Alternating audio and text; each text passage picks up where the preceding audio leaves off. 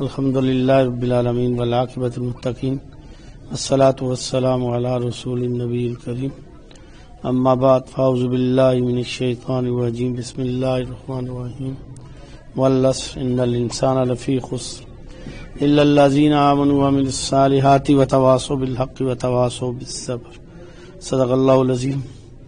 اللہم رب اشرح لی صدری ویسر لی امری واحلل عقدۃ من لسانی یفقہوا قولی۔ ربی زدنی علما ربی زدنی علما ربی زدنی علما۔ اللہم صلی علی محمد النبی الامی وازواج امہات المؤمنین وذریۃ وآل بیتہ کما صلیت علی ابراہیم انک حمید مجید۔ اللہم صلی علی محمد النبی الامی وعلی آلہ واصحابہ وبارک وسلم۔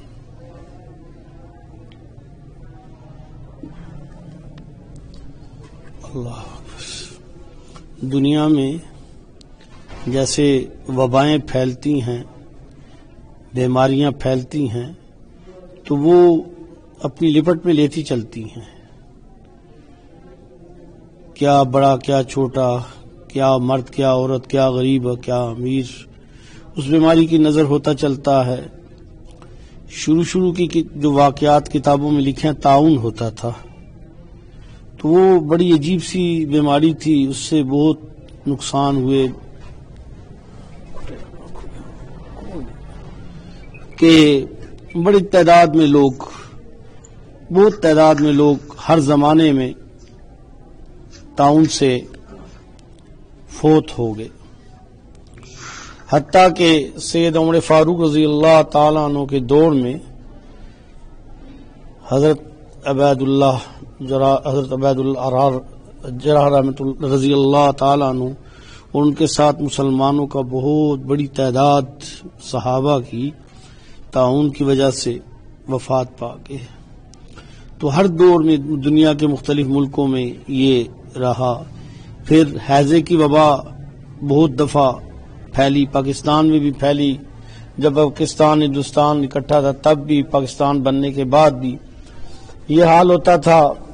بزرگ فرماتے ہیں، ہمارے شیخ الحدیث صاحب تو فرماتے تھے کہ میں ملتان میں تھا تو جنازہ لے کے جاتے تو آدمی تو جو جنازے میں ہوتے شام کو ان کا جنازہ ہوتا، یعنی اتنی عجیب صورتحال بن گئی تھی۔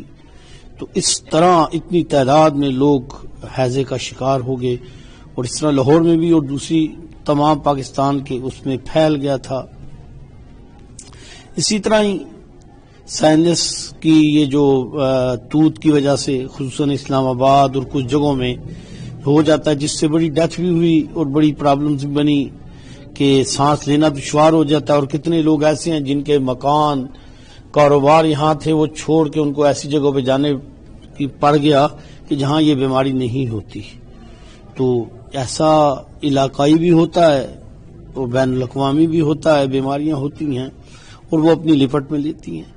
جو لوگ مضبوط اعصاب کے ہوتے ہیں، جن کے قوت مدافعت اچھی ہوتی ہے، تو بیماریاں آ کے ان سے ٹکراتی ہیں اور ٹکرا کے واپس چلی جاتی ہیں۔ تھوڑا بہت نقصان ہوتا ہے، بعض دفعہ نہیں ہوتا، ٹھیک رہتے ہیں۔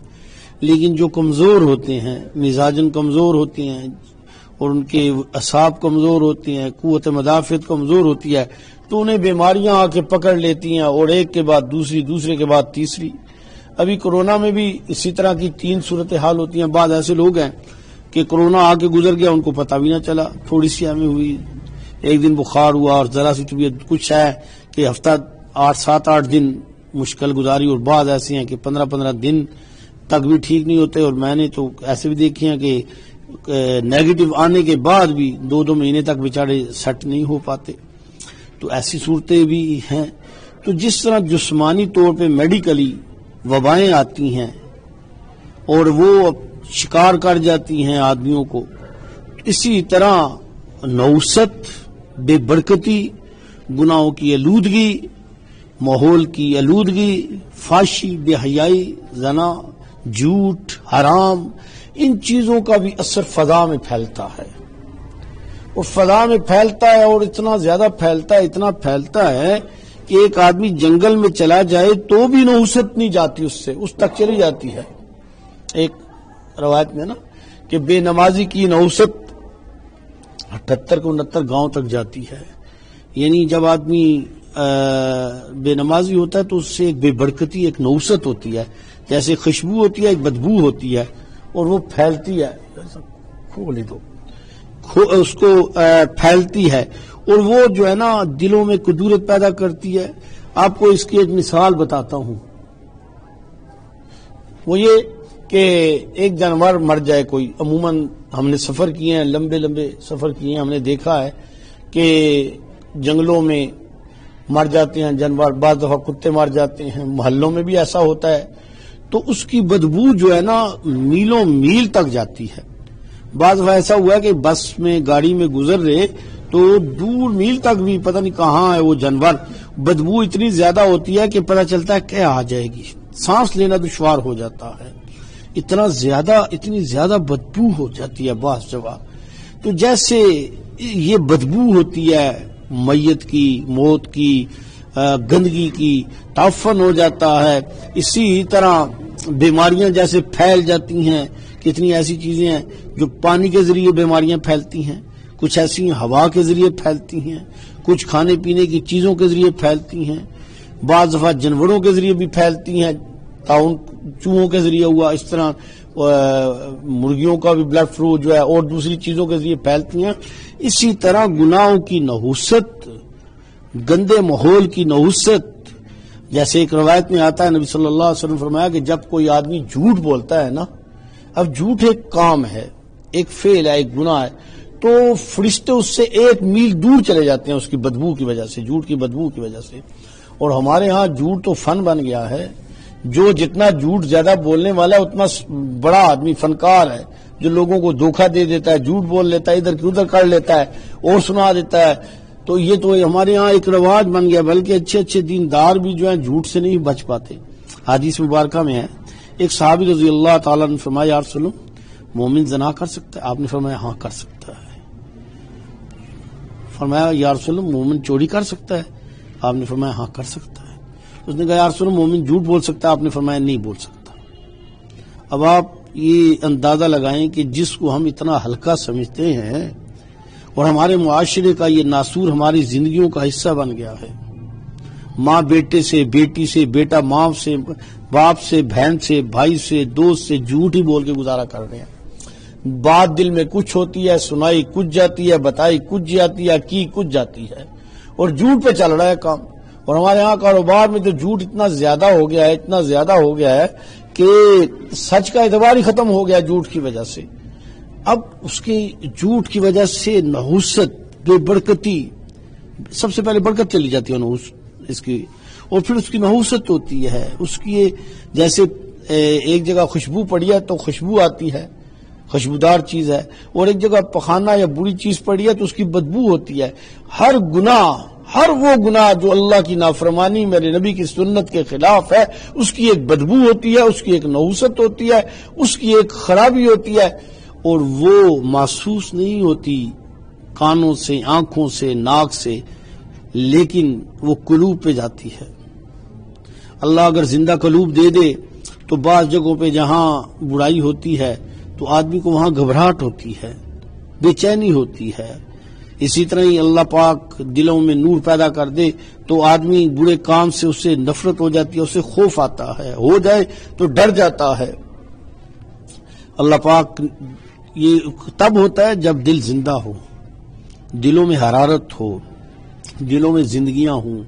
تو بھئی جیسے یہ چیزیں پھیلتی ہیں اس طرح نحوست بھی پھیلتی ہے، گناہوں کی نحوست پھیلتی ہے. جیسے حدیث مبارکہ میں ہے کہ بعض گناہوں کی وجہ سے بارش روک دی جاتی ہے، یا بارش نقصان دینا شروع کر دیتی ہے، قتل و غارت شروع ہو جاتا ہے، اللہ کا عذاب آ جاتا ہے، اور بعض دفعہ اللہ سزا دیتے ہیں تو ظالم حکمران مسلط کر دیتے ہیں، ظالم حکمران مسلط کرتے ہیں.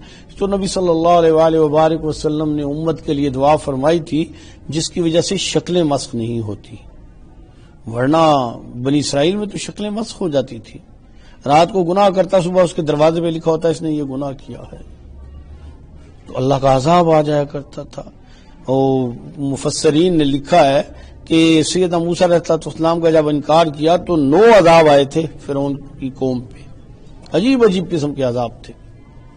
تو یہ تو رسول اللہ صلی اللہ علیہ وسلم کے صدقے ہماری شکلیں مسخ نہیں ہوتی لیکن روح مسخ ہو جاتی ہے. یاد رکھیے، شکل مسخ نہیں ہوتی، روح مسخ ہو جاتی ہے.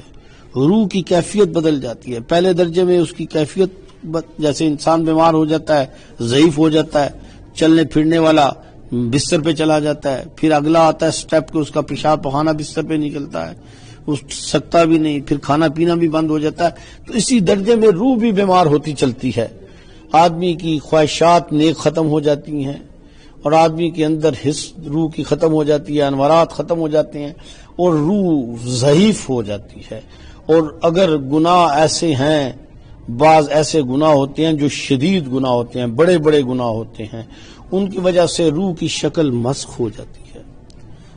اور جب اگر اس کے ایمان ہے، ابھی اس کا ایمان نہیں نکلا، اللہ سب کی حفاظت فرمائے، تو اس کی روح کی شکل حلال جانور والی ہوتی ہے. اور اگر کوئی ایسا گناہ سرزد ہو گیا کہ جو اس کو ایمان کو لے گیا، یہ عموماً زبان سے ہوتا ہے، زبان سے لوگ احتیاط نہیں کرتے، اور اس پہ علماء نے کتابیں لکھی ہیں کہ کئی الفاظ ایسے ہوتے ہیں کہ جو آدمی کو کافر بنا دیتے ہیں اور آدمی پتہ نہیں ہوتا میں نے کیا کہا ہے. اللہ پہ اعتراض ہو جاتا ہے، نبی صلی اللہ علیہ وسلم پہ ہو جاتا ہے، دین پہ ہوتا ہے، کتاب اللہ کی توہین ہو جاتی ہے، سنت کی، اور ایمان چلا، نکاح بھی ٹوٹ جاتا ہے. تو بعض ایسے گناہ ہو جاتے ہیں، یا قصداً گناہ کبیرہ یا ظلم کرنا ایسا، تو اس طرح کے بعض ایسے گناہ ہوتے ہیں کہ جس سے ایمان زائل ہو جاتا ہے اور اس میں جو روح کی شکل ہے حرام جانور پہ چلی جاتی ہے. اب جب آدمی برزخ میں جاتا ہے تو وجود دنیا میں تو ہمارا وجود مکلف ہے، روح بالتابع ہے، تو برزخ میں روح کی وہ جو شکل مسخ ہوئی ہوتی ہے، وہ اس کی قبر میں اس کی جو روح کی توہیت ہے وہ بگڑی ہوئی شکل ہوتی ہے، گدھے کی طرح، خنزیر کی طرح،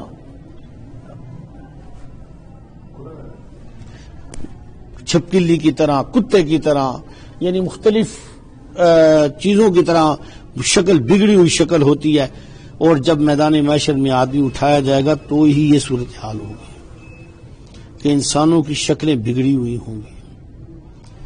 یہاں خوبصورت رنگ بھی خوبصورت، شکل و صورت خوبصورت، نقش و نگاہ خوبصورت، اور وہاں کوئی کتا بنا ہوگا، کتیا بنی ہوگی، کوئی خنزیر ہوگا، کوئی سانپ ہوگا، کوئی بچھو ہوگا.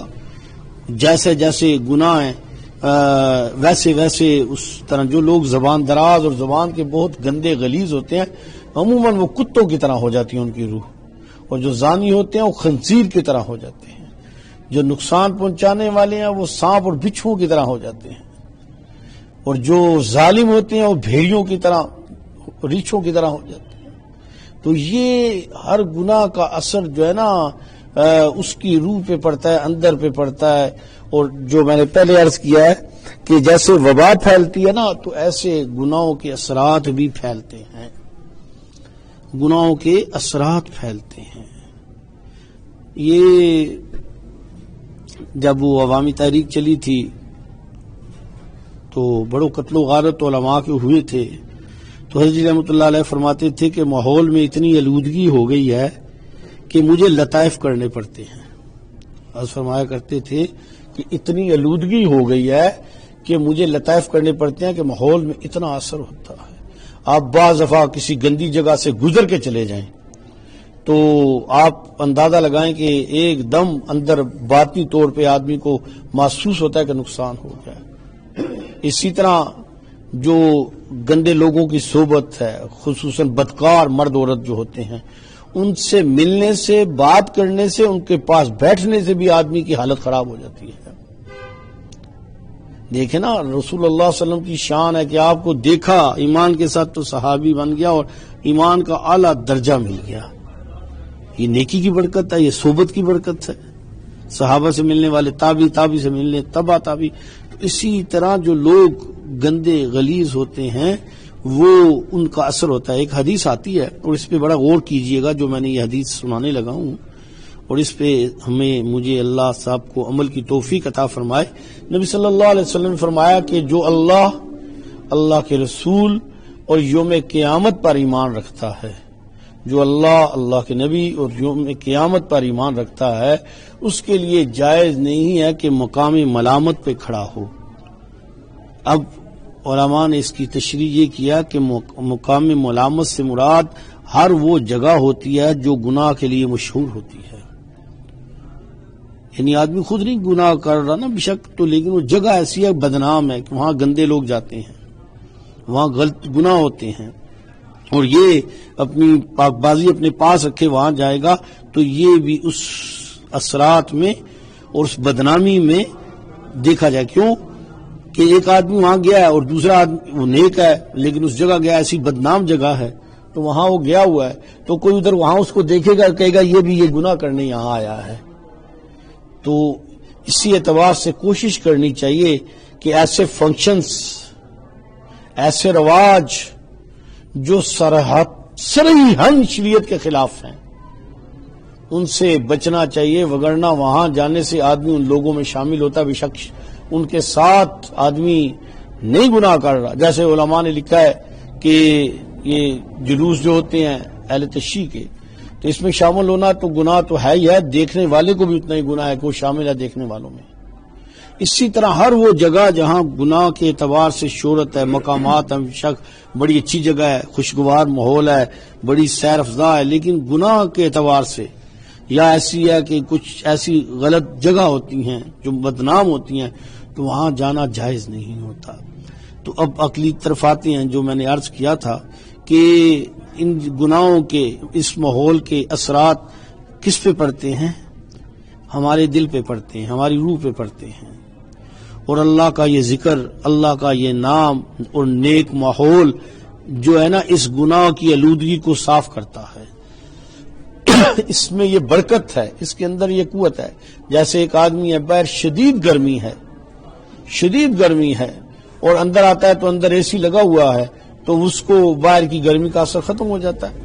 یا ایک آدمی ہے باہر آندھی چل رہی تھی، طوفان تھا، اس کے کپڑے گندے ہو گئے، منہ گندا ہو گیا، بال گندے ہو گئے، بالکل عجیب سا بن گیا، آ کے نہاتا ہے، کپڑے بدلتا ہے، صاف ستھرا ہو جاتا ہے.